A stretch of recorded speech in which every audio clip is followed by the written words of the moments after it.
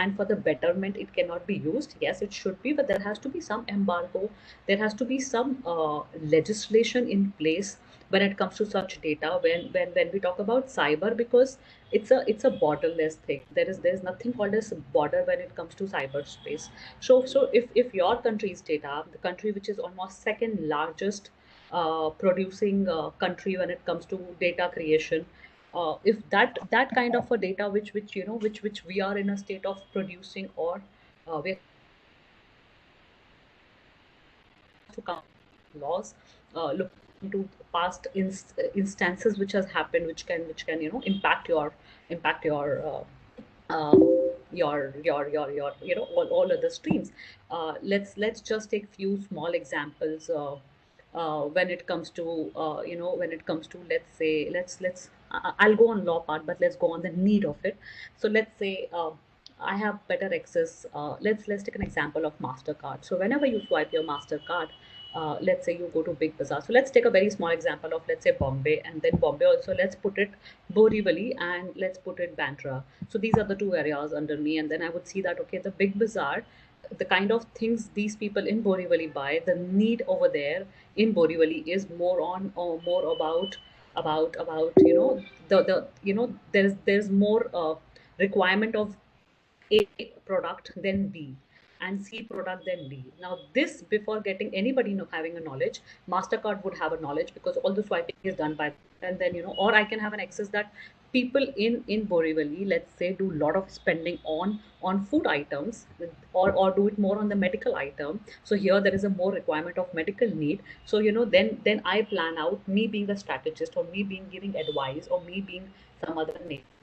I'm compartmentalizing it. How I would have an edge over that, I know that, okay, what kind of product is to be launched. So if you, let's say, as a medical, come to me and you say that I want to launch this product, I would say, no, no, no. First thing you should do is you should hit at Borivali, because that's the place where there is much of the extra edge which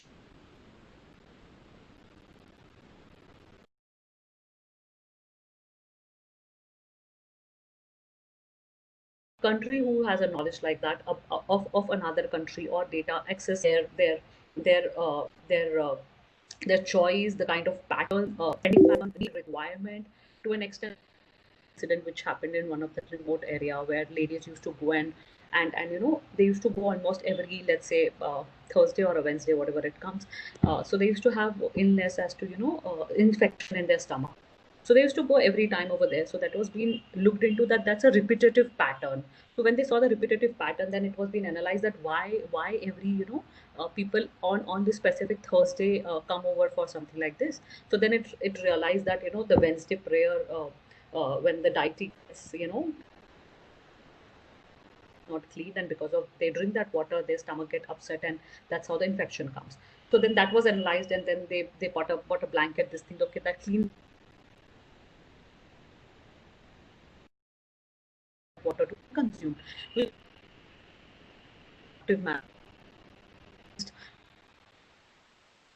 When entire, let's say, a medical site, these areas which are existing, and any entity, Indian entity, do not have knowledge about it. So they would have a better edge to control over and kill your local businesses, or thing. I'm not against competition. I'm not against any foreign entity being part of India. Yes, there should be fair competition, but competition comes when both the entities have a knowledge about. Uh, I don't want my data, India sovereignty to be impacted in any manner. I don't want them to have an access to an extent that they can rule. I don't know whether I can or not, but the recent uh, uh, uh, the kind of videos which were flourishing from TikTok during this pandemic time created a lot of uproar. They were the one to bring in divide between religion, and spread lot of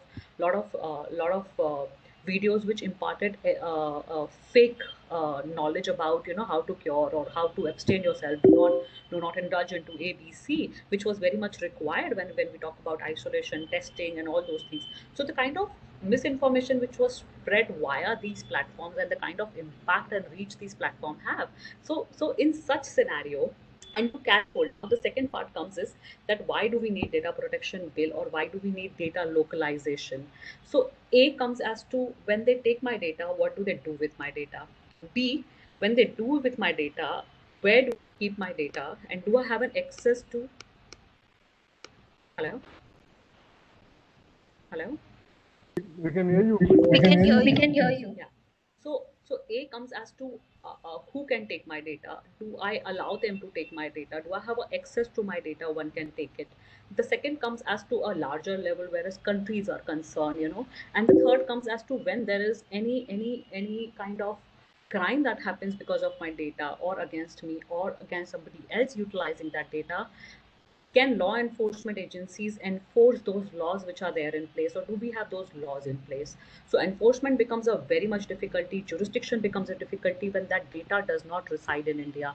So whenever you need it, and on internet, it's light speed, that how the data travels in literally in the light speed. So any crime that happens in real, and any crime that happens on internet, the reach of internet is light speed, and the number of people it reaches. So for somebody who wants to get a legal want to resort or get a legal this thing, the damage is already done to an extent that it becomes a difficulty. And because those data do not reside in India, that data, the companies are outside, and we don't have proper data protection bill in place, so that becomes a difficulty. Now let's come on the current IT Act. What problem do we face over there?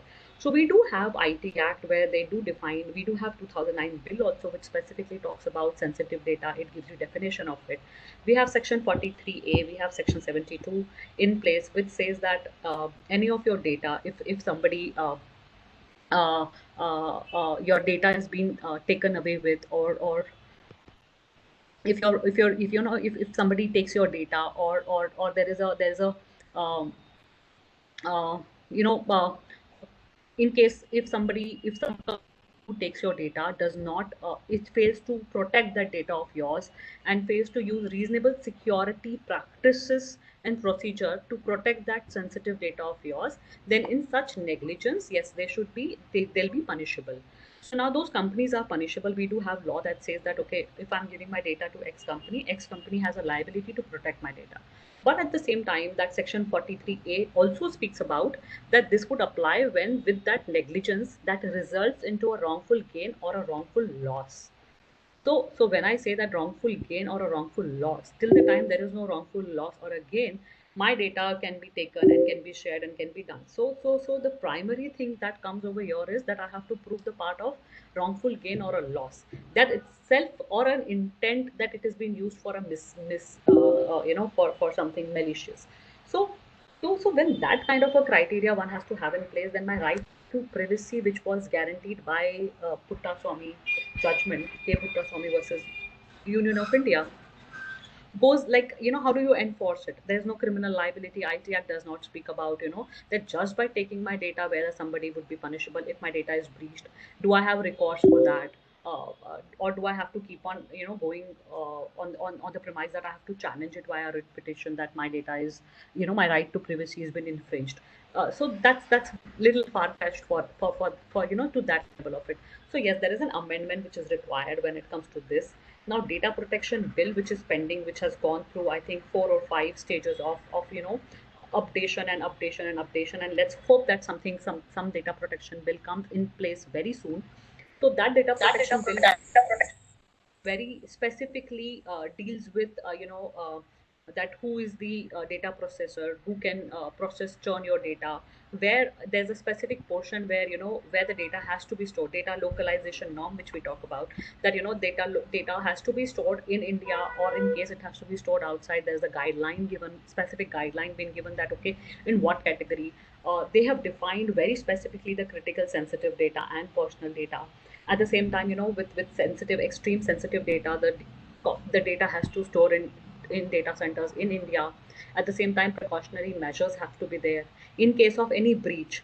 Now the best part comes over here is there is nothing called as a wrongful gain or a loss. There is nothing like I have to prove, just on the premise that there is some breach at the end of data fiduciary, that is the one who takes your data or who churns your data. If there is any breach at their end, at that time, yes, they can be punishable to an extent of uh, uh, up to, I think, 5 crores of a penalty, or 2 to 4% of global turnover. So 2 to 4% of global turnover is one of the very big deterrent. And if there is an intentional malicious way of doing things, then there is even penal provision as to imprisonment. I think up to 2 years or 3 years. If I'm not mistaken on that. So yes, there is an imprisonment clause also over the directors if in case of that has been done in a malicious and in that manner.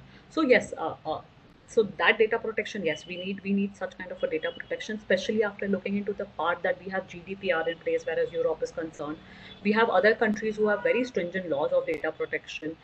So in looking at that, yes, we are in it's like yesterday that we were in need of a data protection bill, and that should come in place. Uh, the latest, let's take an example of the latest part of the Chinese app, which were being banned via IT Act.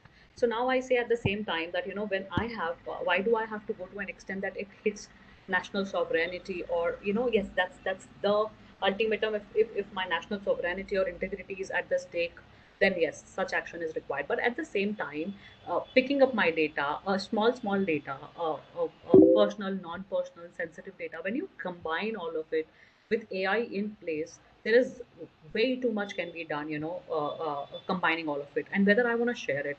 Also, to an example, that right to be forgotten is one of the important parts. So I do not have that also in place. So um, do those companies give me that provision of right to be forgotten? Do they give me access to an extent that what data are you taking of mine, and can I access my data? Can I change my data?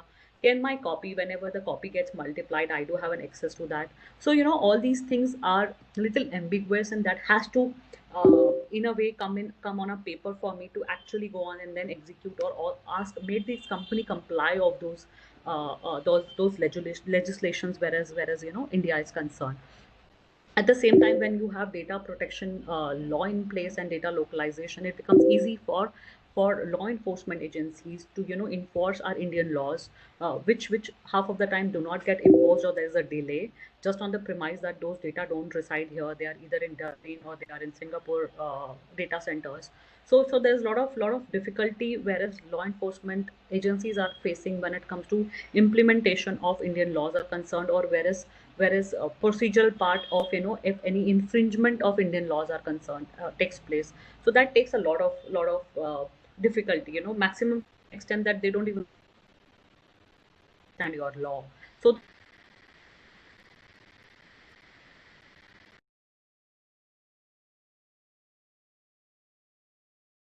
much because crime into the data. If you see the data collection companies, I think almost 60% of them comprises from US, 18 or 19% come from China, rest from some other places around the world, which do they say that okay,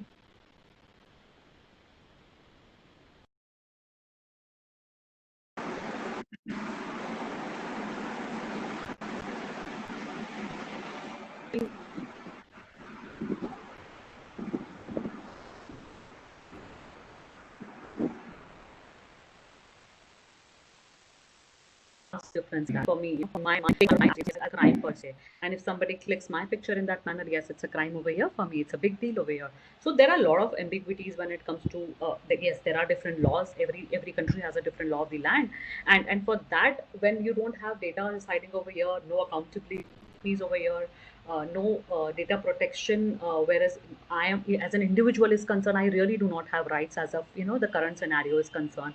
I do have right to privacy, but in reality, I do not have any ways to go against these companies per se, except the repetition part or enforcement of my fundamental right, challenging it in the court. So yes, looking at that, we need data protection bill coming in place. It's one of the welcome move. There are a lot of ambiguity still, whereas data protection bill is concerned. But at the same time, with social media, accountability of social media apps, platforms, with data protection bill, with coming in, a lot of other bills which are pending. All this together can pave way for uh, for new thing. Like for example, if I was talking about, there was one rule in 2011 which was passed by MITI, which is Information Technology Reasonable Security Practice and Procedure and Sensitive Personal Data Information Rule 2011, which did talk about that what exactly is sensitive personal data, or such as password, your financial information, bank account, credit card details, physical sexual orientation, your medical records, your history, your biometric information. This comes under your sensitive personal information. But uh, at the same time, your new data protection bill very clearly defines that okay, your medical information comes as to critical information, your personal information is A, B, C, D, and so they have very well categorized that what is your kind of information from both the angle, from the side of being a corporate who wants to run a business or have an app or a website providing, or the data fiduciary side, that what exactly I can collect and what safety measures I have to follow and what category I can take and what category I cannot, where I can, because there's a lot of ambiguity today that where I can keep my data, whether sensitive has to be here, not here, what precautionary measure as a data fiduciary I have to take, apart from the other side of individual, that what I can provide. We can't even question today as to what you can ask, what you cannot ask. Also, this will also help us in part of those 9 privacy principles which are there, which is principle of notice which one has to have, principle of choice and consent, principle of disclosure of information and collection purpose, limitation purpose, access and correction is what I talk about, that I should have an access to my information where I can also have an access, also at the same time I can correct. You should have security and accountability procedure right in place set over there for me to look into that, okay, what exactly accountability measure, plus at the same time where I can go and ask from you that okay, like for example, GDPR does talk about that there has to be a data protection officer and there has to be a procedure where I can write to you and ask for permission, you have mine, and I do not want to be part of, my data should not be churned anymore or processed anymore, I don't want to be part of it, where data GDPR does talk about that okay, you have a right and you can say that I don't want to be part of your so-called system where you process my data, so you can back from it and you can ask them that okay, I take back my data. Such kind of procedures still we do not have in India, and data protection bill should give that. That would also bring a lot of clarity on that aspect. Now, at the same time, the latest, which is 3 or 4 days back, that non-personal data framework which has been issued by the MIT, which has I think must have read it. I think it's 2 days back news, which talked about that data protection, the framework with regard to non-personal data and what exactly one can do with non-personal data. So non-personal data is something which let's say Uber, you went from here to here, or things which are not there, so which are very much required for providing better for providing you better uh, enabled services. It will give you enhanced services looking at the kind of usage you have and um, mm, uh, kind of access you have over the internet on those things. So looking at that aspect, there has been a new framework which has come looking into all the key industry people. They have involved all the key industry people in that, and they have got in place uh, the framework with regard to non-personal data, how it can be shared and how it can have an impact over Indian corporates and government at the same time access over such non-personal data. How much time I have?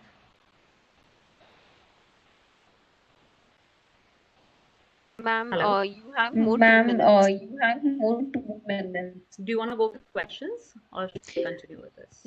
So we have question. There is one So question we arrived. have question. There Okay, is one perfect. question Perfect. arrived. Okay. If you want to continue, you may continue, If ma'am. you want to continue, you may continue, ma'am. Okay. So yes. So looking at the kind of impact or a whole data can have. I would say that it's high time that we should bring in data protection bill in place. It's not as watertight as required. It's not as compared to GDPR. Has It has maximum of portion which one can think of as in start with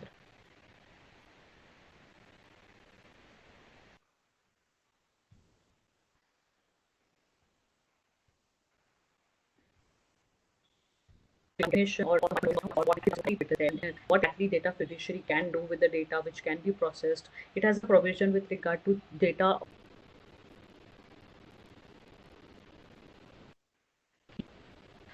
whether they can children data. So it's high time that we should have some legislation in place in order to understand that and in order to implement or execute.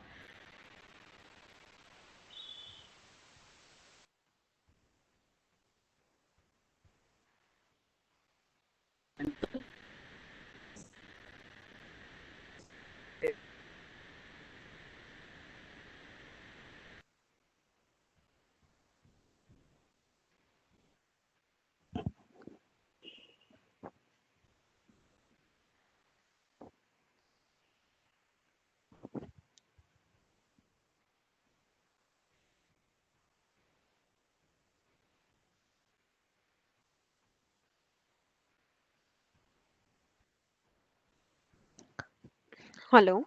Can you hear me, ma'am?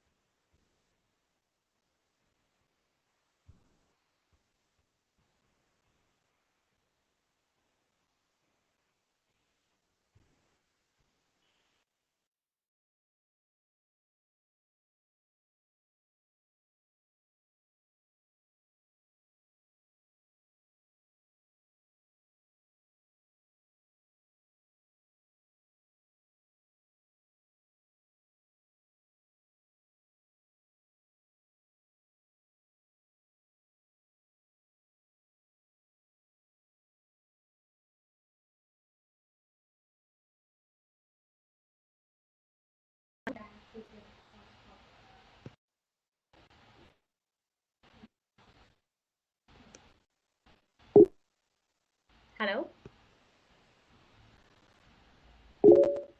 Yeah, we can hear you. Yeah, we can hear you. Uh, I'm so sorry. I think there was some connection loss.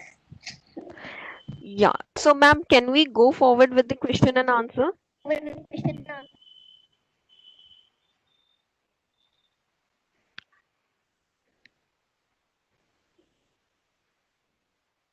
Ma'am, can you hear me? Ma'am, can you hear me? Yes, I can hear you. You can go ahead with the questions.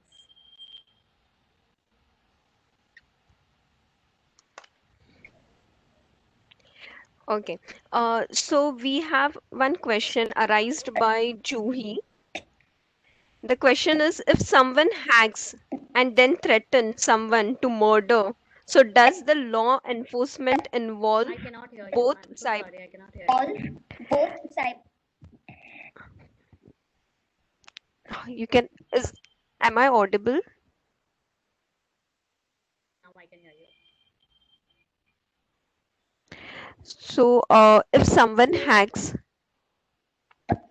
and then threatens someone And then threaten someone to murder, so to does the law murder. So enforcement does the law involve enforcement involve both cyber law and both section cyber law 506? and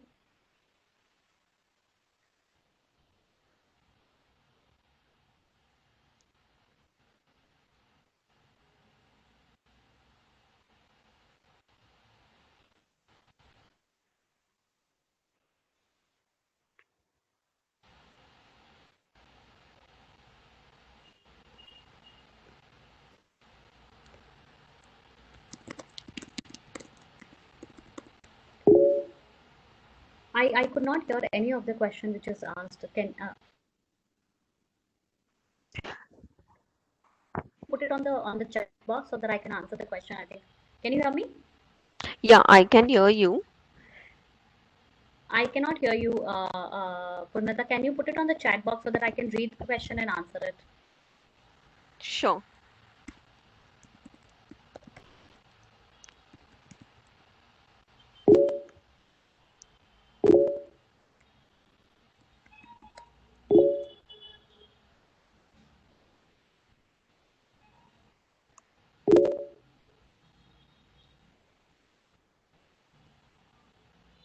Yes, yes. At the same time, yes, there would be IT Act. At the same time, there would be IPC involved into it.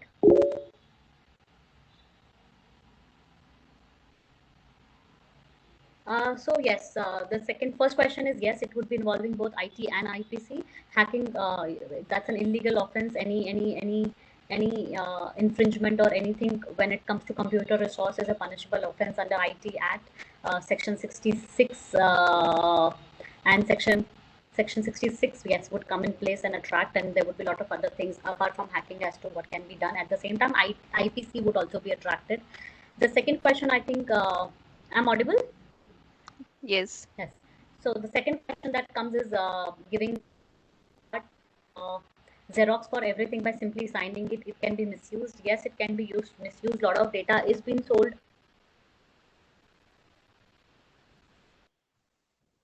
The Aadhaar came in place that, let there be a verification so that SIM cards are. A lot of times when law enforcement go to those crimes committed, and they understand that who this SIM card belongs to, it's some XYZ, and then that person doesn't know that something some some SIM has been issued on his name.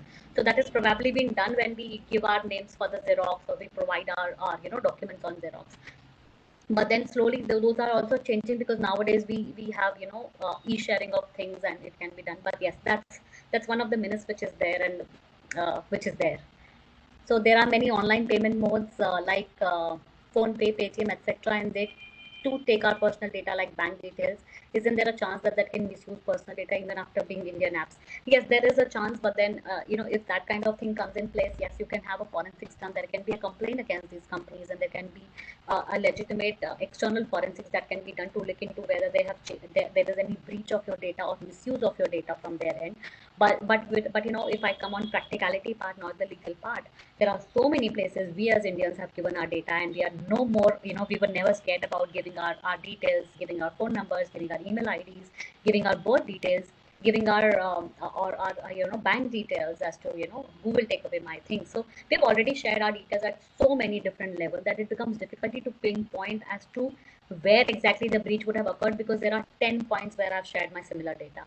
So, but if you can, yes, if that's one specific place you have shared your data and there is a breach that has occurred, please go ahead and you can go and complain about that. Yeah, there are a lot of difference between IPC and cyber law punishment, as to if you look at Section 66, there are 3 years, 2 years imprisonment with fine, without fine. Both are different. I mean, those are two different laws altogether. Yeah. Thank you so much. See, IPC also at the same time. Thank you, ma'am, so much. Those were really excellent and knowledgeable words by you, ma'am. Thank you for sharing your thoughts regarding need for strong data protection law in India.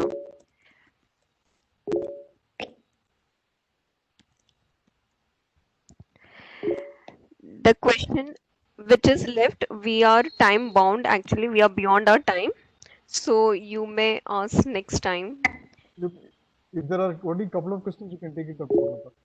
Okay, sir. So we have one more question.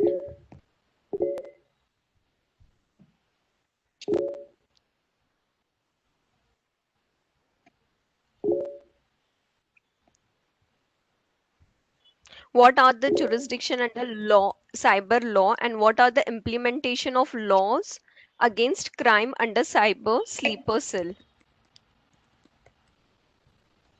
This question is arised by Payal Masudar.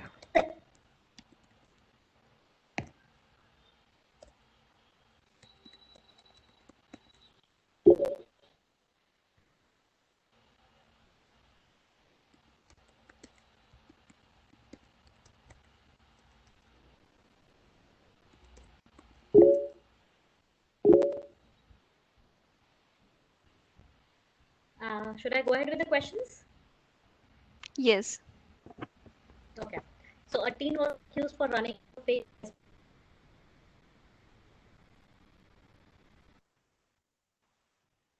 minor. What section will apply to him? So we do have juvenile act, and at the same time IT Act and IPC, and then the minor thing would come in place.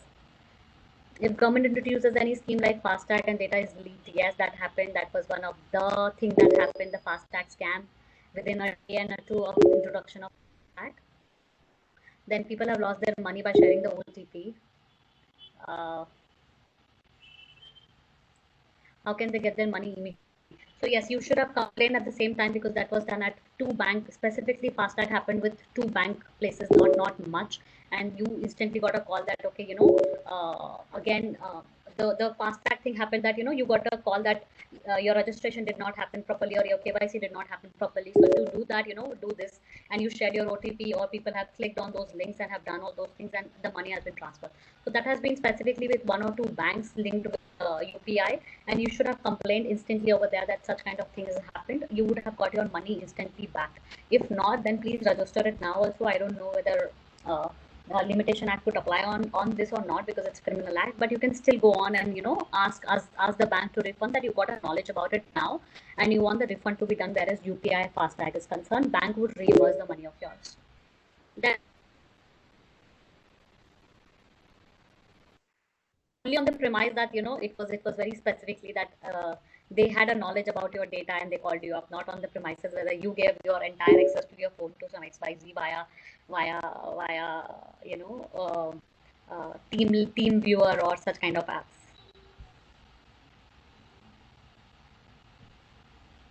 So we do have a problem, when you talk about marriage registration places, it's not just marriage registration places, it is a lot of other places. We have never kept data on a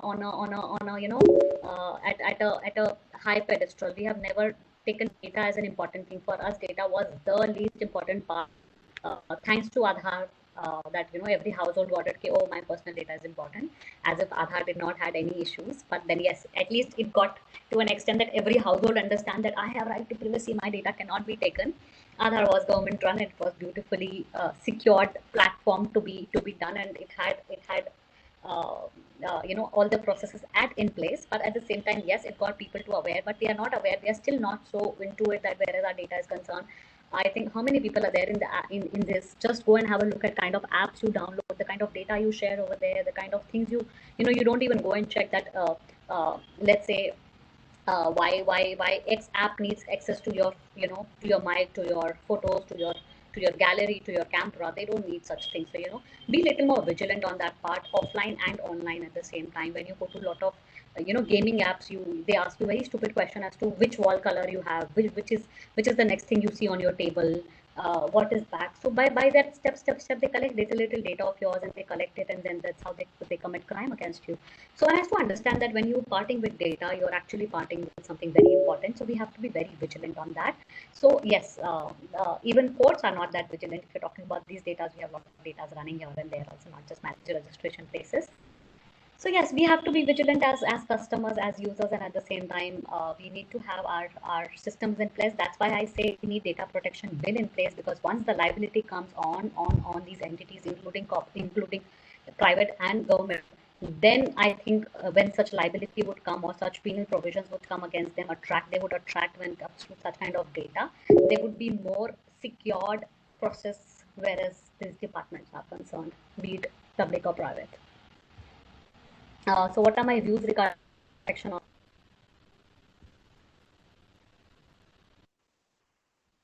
So voice problem was nothing, but it had more to do with, I would not comment so much into it, but it had nothing to do with the data part. Yes, it had an extent that your personal data, something, your personal pictures, which is without your somebody else on a platform, that itself is a heinous crime. IT Act does talk about it. You cannot click anybody's picture that without the person's permission. That's your own property. Even your normal laws also do apply on that. That I have ownership over my pictures. Now, when it comes to such pictures which are too personal or which are in a way sexual or pornographic in any manner, then or too private of pictures, in that yes, you do have IT Act in place, you do have Juvenile Justice Act, you have IT Act which specifically talks about that any of such content which you create, share, or forward, it's a punishable offense, not just by you uploading it, but even forwarding it, sharing it is also punishable offense. So it's a punishable offense over there. You do have laws in place for that in IT Act. I think 66C or D and 67 some act taken.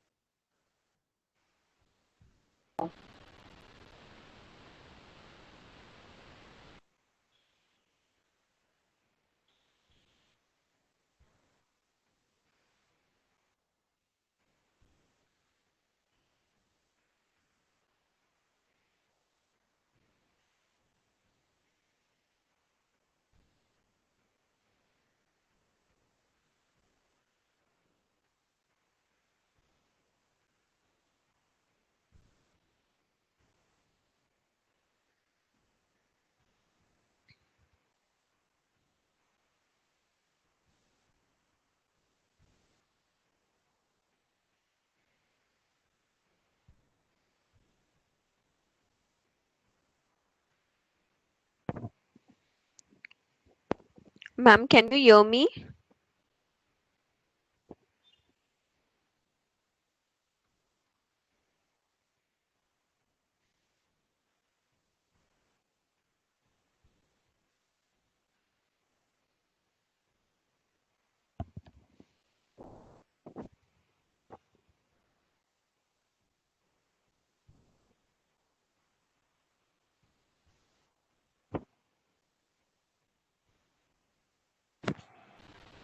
Hi, can you hear me? Yes, now we can hear you. I've logged in from phone now.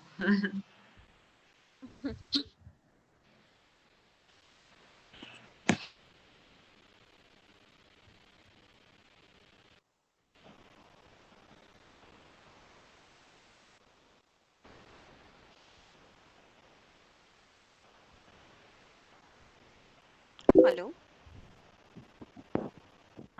So, So you were talking about a question upon consent as per flash contract.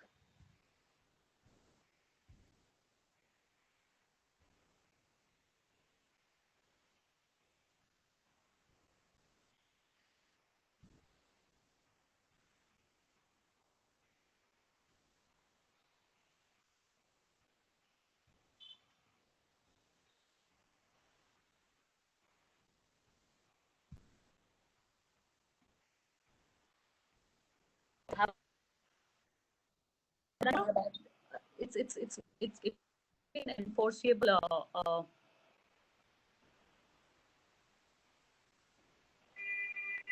So it cannot be an enforceable contract. So one has to look into the part also the ingredient of contracts and looking at the law in place whether they can ask such kind of a blanket consent from you. So that keeping in place, yes, there should be, with I think with data protection bill there would be a lot of change that would come in your privacy policy, in your terms and conditions, which all these apps and websites make you sign it, because they have to comply with those laws, and their contract has to be in consonance with the Indian laws, which are in place. The same way which we see it in GDPR. The same way which we see all these countries have all these apps in if they have to have access, or they have to have reach in European nations, they abide with their rules and regulations, and their contracts are very different. If you look at, if you pick up contracts also of lot of international apps, they would have very specifically, okay, this is for EU, this is for Asian countries, or this is for India, this is for African countries. So they're very specific looking into the law. So that's why we say that we need a strong data protection and other laws in place, so that uh, these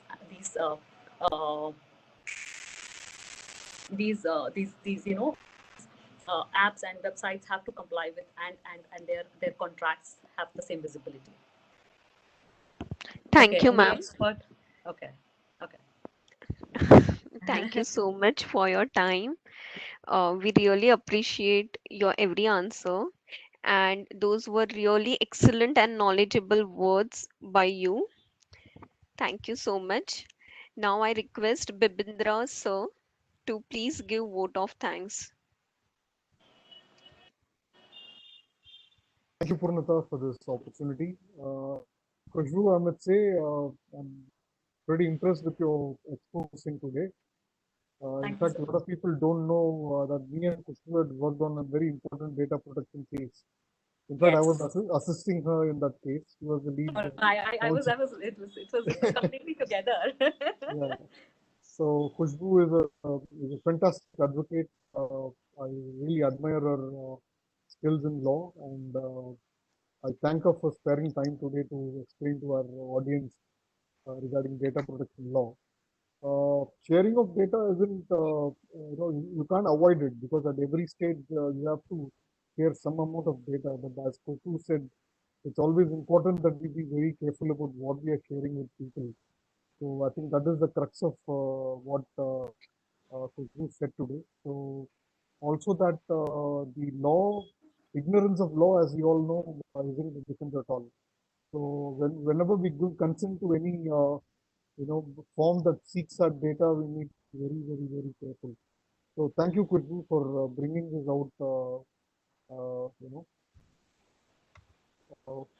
for the day. And Law and Society Alliance is pretty happy to host you today. And I also got an opportunity to listen to your exposition. I've seen you on television participating in debates and in our events, but this was certainly a different kind of an experience that we had. I thank Kumar Vaidyanathan for organizing this through the legal cell and for giving Law Society Alliance an opportunity to participate in this event. I thank all the participants for joining us today, and it's an overwhelming response that we see. Probably this is the highest number. Probably Khushbu is a public figure, and so she's attracted so much of participation today in our event. So I thank all of you for being here today. We'll come back again with another event very soon. I think Kumar Vaidyanathan will be sharing those details to all of you. All of those people who registered yourself and not registered, please share your details in the chat box. We will ensure that you receive your e-certificates for participation for the day's event.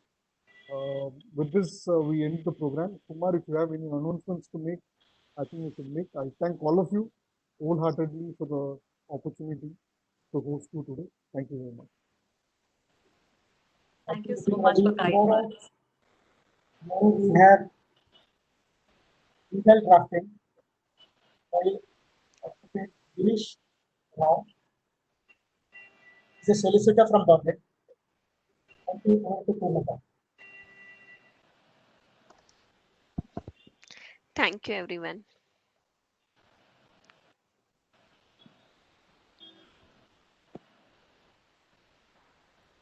We can log out now, Purnata? Yes, sir. Okay. Thank you so much. Thank you. Thank you, everybody. Thank you. Yeah, bye-bye. Bye. Bye.